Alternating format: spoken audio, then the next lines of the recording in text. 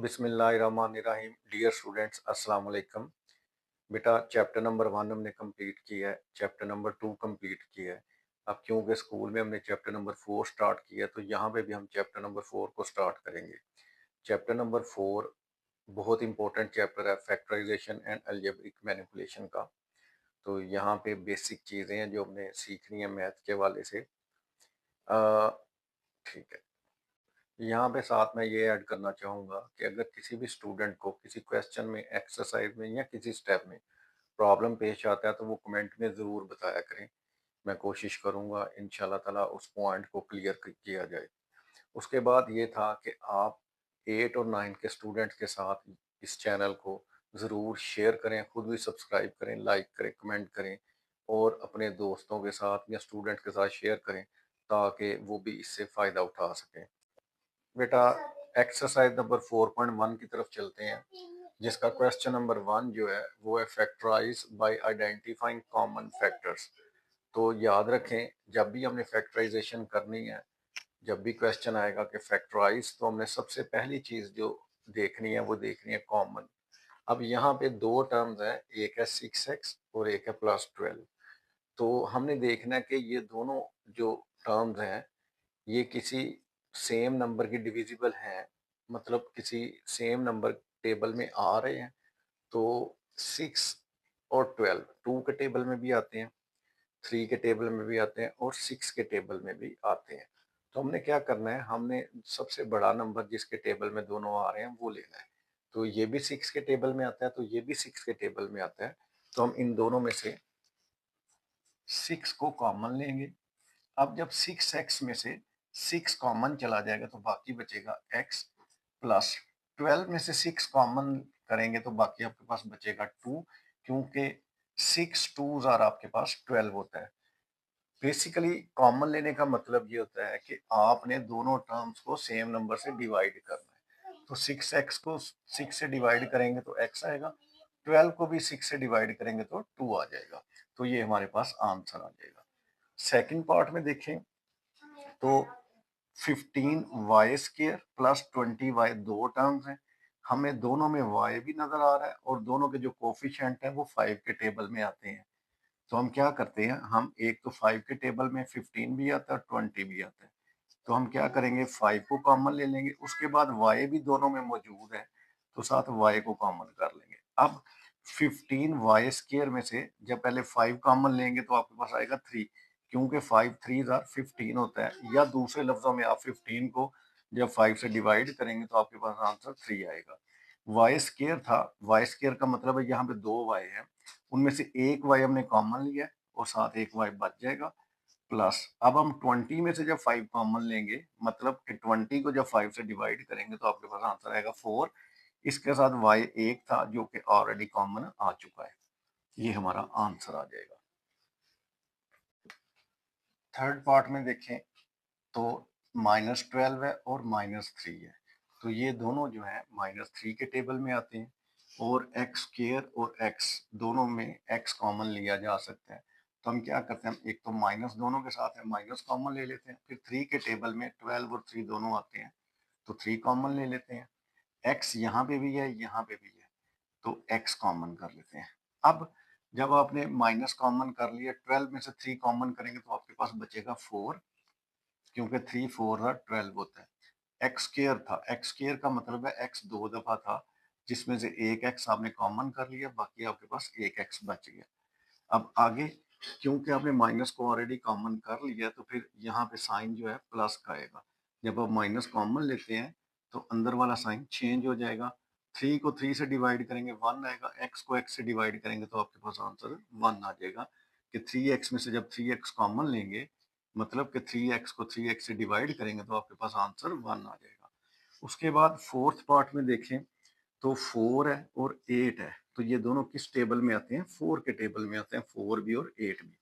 उसके बाद यहाँ पे भी ए बी है और यहाँ पे भी ए बी है, तो 4 ए बी हम कॉमन कर लेते हैं। अब जो फर्स्ट टर्म में देखें तो 4 कॉमन आ गया। a² का मतलब है a 2 टाइम था, जिसमें से एक एक कॉमन आया, बाकी आपके पास एक ए बचेगा। b एक था, वो ऑलरेडी कॉमन आ चुका है। आगे बेटा साइन जो है वो प्लस का, तो हम प्लस लगा लेंगे। 8 में से जब 4 को कॉमन करेंगे तो 4 2s आर 8 होता है, तो 2 बचेगा। ए एक था वो ऑलरेडी कॉमन आ गया। बी स्क्वायर का मतलब है बी दो दफा है, जिसमें से एक बी कॉमन आ गया, बाकी एक बी आपके पास यहाँ पे बच जाएगा। फिफ्थ पार्ट में बेटा अब हमारे पास जो नंबर ऑफ टर्म्स हैं वो 3 आ गई हैं, 1 2 3 टर्म्स हैं। तो जब भी फैक्टराइज का क्वेश्चन आएगा आपके पास जितनी भी टर्म्स है आपने सबसे पहले कॉमन देखना है कि सब में कोई चीज कॉमन है। तो यहाँ पे देखते हैं तो सब में हमें x नजर आ रहा है तीनों टर्म्स में, तो हम x को कॉमन ले लेंगे। x x y में से x जब कॉमन आएगा बाकी आपके पास बचेगा y, आगे आ रहा है -3। एक्स स्क्र है, एक्स स्क्र का मतलब है x दो दफे है, उसमें से एक x कॉमन है, एक x यहाँ पे बच जाएगा, प्लस 2x में से x हम कॉमन ले चुके हैं ऑलरेडी, तो x जब बाहर आ जाएगा तो बाकी आपके पास बचेगा 2। इसी तरह लास्ट पार्ट में देखें तो यहाँ पे भी 3 टर्म्स हैं और 3 9 15, ये तीनों जो कोफिशिएंट्स हैं ये 3 के टेबल में आते हैं। उसके बाद हमें ए बी यहाँ पे भी नजर आ रहा है, ए बी यहाँ पे भी नजर आ रहा है और ए बी यहाँ पे भी नजर आ रहा है। तो हम क्या करते हैं, एक तो 3 कॉमन ले लेते हैं क्योंकि तीनों कोफिशिएंट 3 के टेबल में आते हैं, 3 से डिवाइड होते हैं। दूसरा ए बी तीनों में है तो साथ ए बी हम कॉमन कर लेते हैं। फर्स्ट टर्म में से 3 कॉमन आ गया, ए स्क्र मतलब ए दो थे उसमें से एक ए कॉमन आएगा तो एक ए आपके पास बच जाएगा। बी एक था वो हम कॉमन ले चुके हैं। अब आते हैं सेकंड टर्म में, तो साइन आ जाएगा माइनस का, 9 में से 3 कॉमन लेंगे तो आपके पास बचेगा 3, क्योंकि 3 3 आर 9 होता है। ए एक था वो हम लिख चुके हैं। बी स्क्र का मतलब बी दो थे, तो बी स्क्र था, बी 2 टाइम था, उसमें से एक बी कॉमन ले लेंगे, एक बी इसके साथ आपके पास बच जाएगा। आगे साइन आ रहा है जी प्लस का। 15 को जब हम 3 से डिवाइड करेंगे या 15 में से 3 कॉमन लेंगे तो आपके पास आ जाएगा 5। ए बी यहाँ पे एक ए था बाहर लिख चुके हैं, बी भी एक था बाहर लिख चुके हैं, तो यही हमारे पास फाइनल आंसर आ जाएगा। Question number 2, factorize and represent pictorically. तो आपने सबसे पहले फैक्टराइज करना है, फिर उसको तस्वीर की शक्ल में, पिक्चर की शक्ल में शो करना है। तो सिंपल है, आप सबसे पहले फैक्टराइज जब भी हम करेंगे जितनी भी टर्म्स हैं उनमें सबसे पहले हम देखेंगे कोई चीज़ कॉमन तो नहीं। तो अब इन दोनों टर्म्स में 5 कॉमन है, तो हम क्या करेंगे क्योंकि ये दोनों 5 से डिवाइड होते हैं तो 5 को कॉमन करेंगे। 5x में से 5 कॉमन आएगा, बाकी आपके पास बचेगा x प्लस 15 में से 5 कॉमन लेने का मतलब है कि 15 को जब 5 से डिवाइड करेंगे तो आपके पास आंसर आएगा 3, क्योंकि 3 5 15। अब ये फैक्टराइज हो गया, तो इसको हम जब पिक्टोरिकली शो करेंगे तो हम क्या करेंगे, क्योंकि ये दोनों डिफरेंट फैक्टर्स हैं तो हमारे पास एक रेक्टेंगल बन जाएगी, दो डिफरेंट साइड्स आ जाएंगे आपके पास। एक हम कर लेंगे x प्लस 3 और एक को हम लिख लेते हैं 5। सेकंड पार्ट में देखें तो सेकंड पार्ट में फिर आपने करना है फैक्टराइज। तो बेटा फैक्टराइज का जब भी वर्ड आएगा तो आपने सबसे पहले देखना है कॉमन। अब तीनों टर्म्स में कोई चीज़ कॉमन नहीं है, तो उसके बाद बेटा आपने जो दूसरा स्टेप हुआ करेगा वो होगा कि आपने देखना है कोई परफेक्ट स्क्वायर या क्यूब तो नहीं है। तो अब यहाँ पे एक परफेक्ट स्क्वायर है लेकिन और कोई परफेक्ट स्क्वायर नहीं है। तो उसके बाद तीसरी चीज आपने जब 3 टर्म है तो mid term break, middle term को ब्रेक करना, वो आपने देखना है। अब मिडल टर्म यहाँ पे 4x है तो इसको हमने ब्रेक करना है। उसका मेथड आसान है, आपने क्या करना है कि आपके पास जो कांस्टेंट टर्म है यहाँ पे 3 है, इसको मल्टीप्लाई करेंगे पहले के कोफिशिएंट से।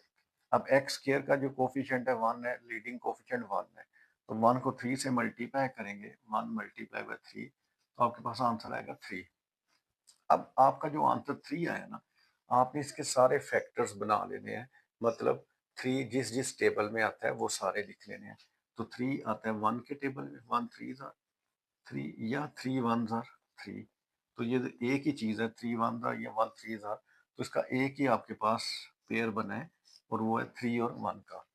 अब मल्टीप्लाई करके तो 3 आ रहा है, लेकिन ऐड करके इन दोनों को वो दरमियान वाली टर्म आनी चाहिए। अब 3 में अगर 1 को हम प्लस करते हैं तो वो आ जाता है 4, तो इसका मतलब है हमने 4x के दो हिस्से करने हैं, इसको ब्रेक करना है 3x प्लस 1x में। तो हम क्या करते हैं, हम यहाँ पे एक्स स्क्वेयर 4x था, ये मिडल टर्म थी, इसको ब्रेक करना है और उसके जो दो हिस्से हैं वो एक 3x आएगा और एक 1x आएगा। तो plus 3x plus 1x plus 3। दोबारा देख लें कि दो हमने जो इसके पार्ट्स करने हैं, इसको मिडल टर्म को जो ब्रेक करना है दो हिस्सों में, उनको मल्टीप्लाई करके 3 आना चाहिए और उनको ऐड करके 3x और 1x दोनों को ऐड करेंगे तो ये दरमियान वाली टर्म आएगी 4x। तो अब पहले 3 टर्म थी, अब जब हमने मिडिल टर्म को ब्रेक किया है तो हमारे पास 4 टर्म्स हो गई हैं। तो हमने क्या करना है, पहली दो टर्म्स में से देखें तो यहाँ पे भी x है, यहाँ पे भी x है, तो पहली दो टर्म में से हम x कॉमन ले लेंगे। एक्स स्क्वायर था, एक्स स्क्वायर का मतलब है यहाँ पे दो x थे, उसमें से एक x तो हमने कॉमन ले लिया, बाकी एक x यहाँ पे बच जाएगा। आगे प्लस 3x में से जब x को कॉमन लेंगे तो बाकी आपके पास बचेगा 3। तो पहली दो टर्म में से हमने x कॉमन ले लिया। आगे ये वाला प्लस का साइन, जहां पे बेटा कुछ कॉमन ना हो वहां पे 1 कॉमन होता है, क्योंकि x वन जार x और 3 वन जार 3, तो दोनों क्योंकि 1 के मल्टीपल हैं तो हम 1 को कॉमन ले लेते हैं। तो यहाँ पे आ जाएगा x प्लस 3। अब आपके पास पहले 3 टर्म थी, फिर आपके पास 4 टर्म्स हुई, पहली दो में से x कॉमन लिया, दूसरी दो में से 1 कॉमन लिया। अब आपके पास दो टर्म्स है, एक ये है और एक ये टर्म है, इन दोनों में x प्लस 3 मौजूद है।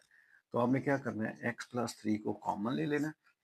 अब यहाँ से x प्लस 3 जब कॉमन आएगा तो बाकी बचेगा x, यहाँ से भी जब x प्लस 3 को कॉमन लिया तो आपके पास बचेगा 1।